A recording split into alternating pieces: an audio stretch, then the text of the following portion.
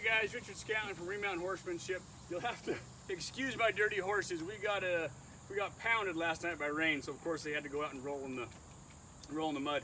But I promised you I'd make a little video on how I've been working on catching Gambler, which is a yellow horse. The gray horse is Duke. But Gambler, when we got him, he was a little bit iffy to catch, a little bit unsure of the humans, and didn't really have any need for humans. And the way that our pastures are set up here, we have two 10-acre pastures and then a 2-acre pasture.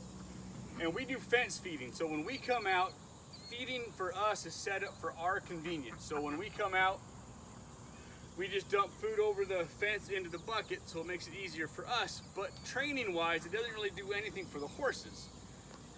Let me get Duke out of here. So to help catch our horses, I get these morale bags.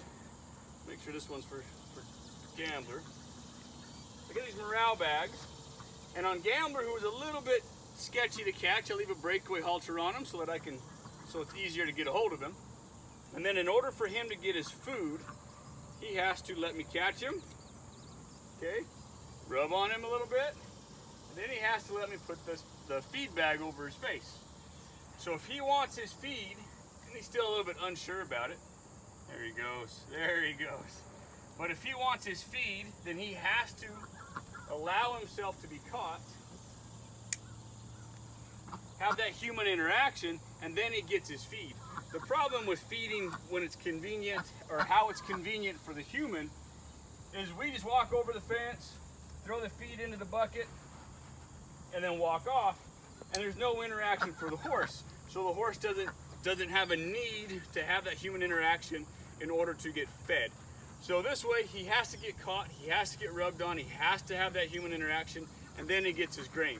So the human kind of becomes a good spot to be, as opposed to kind of wandering off and not being around the humans. So that's helped tremendously. As you can see, I just come out here with my feed bags. Horses come up, greet me. Another good thing about feed bags is the Duke, he got a little bit nervous at feed time. He'd kind of paw at the buckets, and he'd sling the buckets on the fence. And that was because in another pasture, he was kind of bottom of the pack, and the other horses would try to chase him off of his feed. Well, this way, he has his own little food bucket strapped to his face. He's got his face in a feed bag, so they're very content, very harmonious feeding time. And it's a great way to get your hands-on interaction with your horse, cause a human to be a good thing, and it's a handy way to get your horses catchable. Thanks for watching.